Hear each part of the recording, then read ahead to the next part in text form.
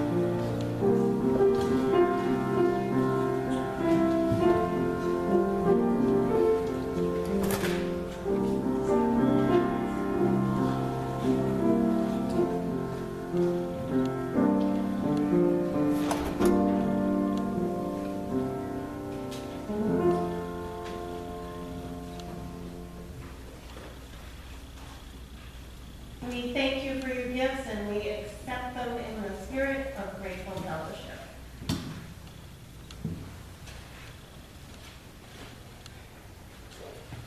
Our preparatory hymn this morning is number 213. It is called There Is a Wilderness in Your Mercy. And Rocky is going to play it through once first because it's not very familiar to us. So you are welcome actually to just stay in your seats and sing. And like I say, he'll play it through once, and then we'll all try it together. Obviously, we have Stacy to help us this morning, which is quite the boon.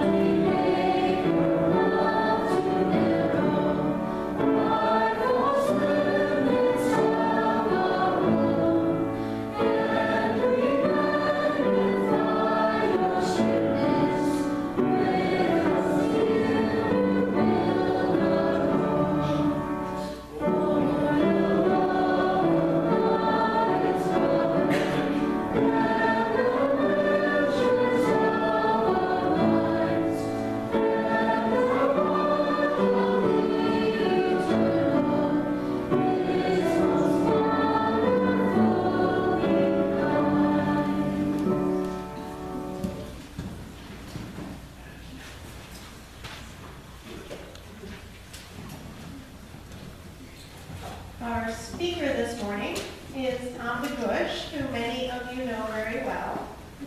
I was going to introduce him with some sort of funny or mildly embarrassing story. And then I decided that my job as the warm-up act was not to steal the show in any way. So he is going to be sharing about his journey of recovery, and by association, I'm a little bit involved in that.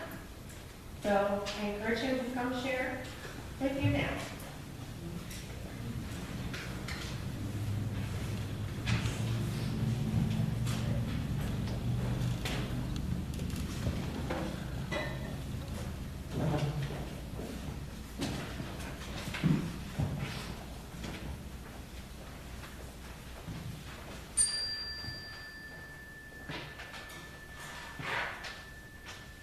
Take a minute and be still. Take a deep breath. Wiggle your toes, wiggle your fingers. Listen to the stillness. Hi, I'm Tom.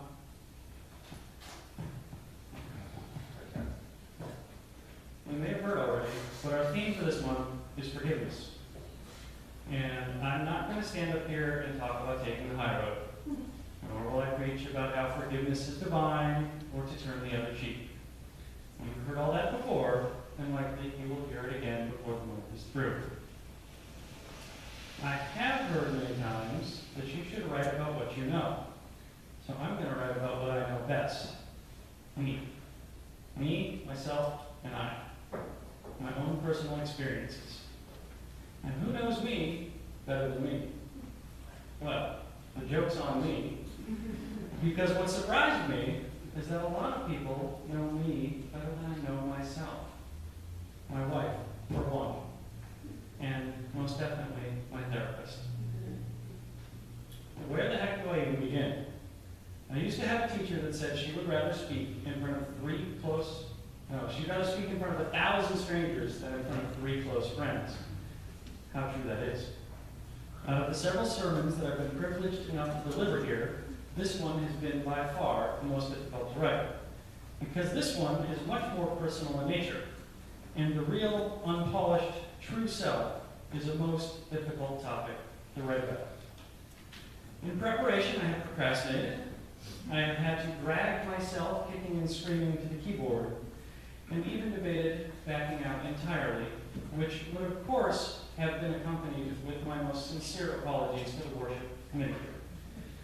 And I know they would have forgiven me for it. So maybe, like me, this sermon is a little less refined than I would like. Forgiveness works in 2 well-known ways that probably everybody in the room is very familiar with. Certainly, nobody likes being wronged, no matter how slight. And I think that wanting an apology comes easily and naturally. Also, it is harder still to admit that you were, or maybe still are, the transgressor who needs forgiveness from someone else. There is a subtle but important distinction in that last point. It is never easy to admit faults. However, admitting you currently are wrong is a much bigger obstacle than admitting you previously were wrong, even if you had only changed your mind a second ago. But we aren't here to talk about pointing fingers or placing blame. Okay, forgiving others and needing forgiveness. Those 2 concepts seem simple. Not necessarily easy, but simple. Just because something is simple does not mean that it is easy. However, there is a third way of looking at forgiveness from a perspective that is still very new to me. And what I'm talking about is the concept of self-forgiveness. It's an idea I'm not entirely comfortable with. If I can forgive myself for doing wrong, what prevents me from simply doing whatever harms I want, to whomever I want, whenever I want, and then simply waving my magic wand and just poof, granting myself forgiveness? Being the sinner and the Savior all rolled up into one seems like a pretty big ethical loophole. It's easier to ask forgiveness than permission, but I can't even order a box of paper clips at work without getting someone else to validate and approve the request. How am I supposed to know when it's okay to forgive myself and when it's not? Is it ever not okay to forgive yourself? Spoiler alert here, people. I'm going to ask a lot of questions I don't have answers for. Forgive me. But it seems to me that somebody has thought about this before. This is paraphrased from one of my favorite philosophers, a 20th century self-confessed calliope player from a traveling circus near the San Francisco area. People confess their sins so that they can clear their consciences and be free to go out and sin again, usually the same sin. If he is not honestly sorry about what he has done, and he knows he will do the same thing over and over, he has no business confessing and asking forgiveness in the first place. But when an ethical person commits a wrong, he realizes that it's natural to make a mistake. And if he is truly sorry about what he has done, he will learn from it and take care not to do the same thing again. I'll let you in on a little secret I've recently been forced to learn. And this secret may be hard for you to believe at first, but I'm not perfect. I know, right? I couldn't believe it either. But I'm not. I'm not perfect. And that's okay, because neither are you. And we're not perfect. Let's be not perfect together, you and me. Let's be our most imperfect selves. We make mistakes, let other people down, and yes, let ourselves down too. It's extremely easy to see the flaws in others, and perhaps forgive them. But seeing the flaws in ourselves, almost impossible. But once we do take that leap and make a fearless inventory of ourselves and our failings, the feeling of that revelation is like being at a magic show when the magician makes something appear right out of thin air in front of your eyes, just at the exact moment when you thought you knew what to look for. Whoa, where'd that come from? How'd that get there? And then, in that hyper-honest realization about ourselves, we become our own worst critics, hands down. We don't need a magnifying glass to see our faults, and we don't need a calculator to tally our misdeeds. What tools do we need to learn how to forgive ourselves? My answer to that question is short. No idea. Sorry. But a small part of it, I know, is compassion. More specifically, self-compassion. It seems like such a simple thing, but I suck at it.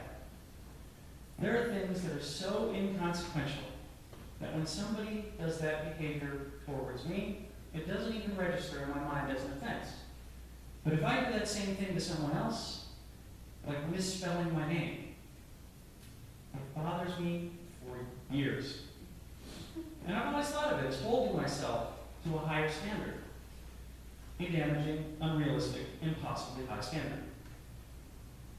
In my head, it sounds something like this. God damn it, Tom, get it together.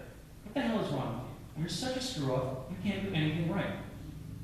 And if I'm lucky, I'll catch myself being harsh on myself. And then, of course, I'll chastise myself for being so hard on myself. And how's that for complicated? What I'm learning to do is add something like, whoa, slow down a little. It wasn't that big a deal. Take a deep breath, let it go, move on. Repeat after me. You're a good person. You are worthy of being loved. Being nice to ourselves is the first step in forgiving ourselves. But with certainty, it is much easier said than done. A single footstep will not make a path on the earth. So a single thought will not make a pathway in the mind. To make a deep physical path, we walk again and again. To make a deep mental path, we must think over and over the kinds of thoughts we wish to dominate our lives. This is true of both positive and negative thoughts. To be honest, I feel very, very vain speaking about myself this much. But since you are all gracious human-beings, I'm sure you're going to forgive me for that too. And I'm a little nervous delivering a sermon about my own ongoing journey of self-discovery, self-improvement, and self-forgiveness. I don't have a good grasp of any of this stuff. Just who the hell am I to tell you guys anything? Hopefully, writing this sermon and delivering it will help me figure some things out. Let's start at the beginning, and maybe, just maybe, when we get to the end, we'll stop. To understand where I am now, you have to understand a little about where I started from. At a very early age, I learned to suppress all my emotions as a defense mechanism against frequent, random, and violent beatings from both my parents. At one point, I was removed from that house and went to live in a children's home, but ended up returning half a year later. The abuse was less, but didn't finally stop until I was big enough to fight back. I grew up with PTSD, which was later compounded by 12 years of military service. The methods that I learned as a child to cope with the environment in which I was living were not helpful. I developed anger issues, a deep-rooted mistrust of people, and an addiction, all of which became the safety goggles through which I saw the world. When you grow up living that way, it's your very own brand of normal. Inside, I felt like I was infected and rotten, and that I was only pretending to be a good person. It didn't matter how many military awards I earned, how many good things I did, or how many people I helped. I was still worthless. The negative thoughts I carried around in my head became heavier and heavier, until finally my energy and my facade crumbled. I managed to hold myself together until about 18 months ago when I just couldn't anymore. My ever-present, lifelong, casual, and passing thoughts of suicide were becoming more and more concrete until one day I realized I was legitimately forming an actual plan. Thankfully, I got help. And most importantly, I'm still here. Don't worry, I'm not going anywhere, except maybe to lunch after this. I tell you all this because I'm in the business of sharing knowledge. I've learned that there will be less negativity, less regret, less pain if we do this amazing thing and share what we're thinking. Share how we're feeling with just one other person. There is a gargantuan stigma in this country surrounding negative emotions and mental health. The more we talk about it, the more we normalize it. The more we normalize it, the easier it is to talk about it. There are so many troubled people out there. Imagine if they had something as simple as just somebody to talk to. Somebody just to listen. Mental health is no different than dental health. It's the people who don't go to the dentist that have cavities. Why can't mental health just be as commonly as accepted and routine as brushing our teeth and going to the dentist? So here I am, 35 years old, learning how and trying to be an emotionally, physically, and spiritually healthy human being, while at the same time trying to be the best husband I can be, and a role model for a smart, impressionable 13-year-old. How do I teach my son to be something that I myself don't really know how to be? How do I protect him from the world while at the same time preparing him for it? Facing down my own inner demons is no question the hardest thing I have ever done. I want to beg forgiveness from my wife for concealing and bringing this extraordinary baggage into our marriage. Often I feel like I don't deserve the patience, understanding, and forgiveness that she gives to me. Occasionally there are days on end when I want to run from the guilt and the shame. I want to resign from the church, delete Facebook, quit my job, flee into a remote mountain cave, a place where nobody has to deal with me, and I don't have to deal with anyone or anything, especially my own shortcomings. Can I forgive myself for feeling that way? No matter where I run or how far, I can't escape from myself. Why are our own selves always last on the list when we talk about forgiveness? Why is forgiving ourselves so damn hard? I think our culture simply doesn't know how. Language is a powerful tool. I love studying language and its use. I go to therapy. I go to meetings. I read books. I learn new words. The words we use form our thoughts. The words we use form our thoughts. With new vocabulary comes new ideas and new ways of thinking. Why do you think someone replaced the phrase global warming with the phrase climate change? Why do you think politicians have been replacing the word representative with the much less humble word leader? We must be very careful of the words we use. We know what we mean when we talk, but is the meaning that we want really clearly conveyed? We must take the same care when talking about and to ourselves. Do I create some distance and call it the addiction? Or do I make it more personal and call it my addiction? Is it a part of who I am, or merely something I suffer from? I am responsible for my actions, past, present, and future. But adding some separation between me and addict me helps me make it a little easier for me to be compassionate with me. Are you still with me? Good. The first thought that runs through your head is what you have been conditioned to think. The second defines who you are. I feel like this anonymous quote could have saved me a lot of headache.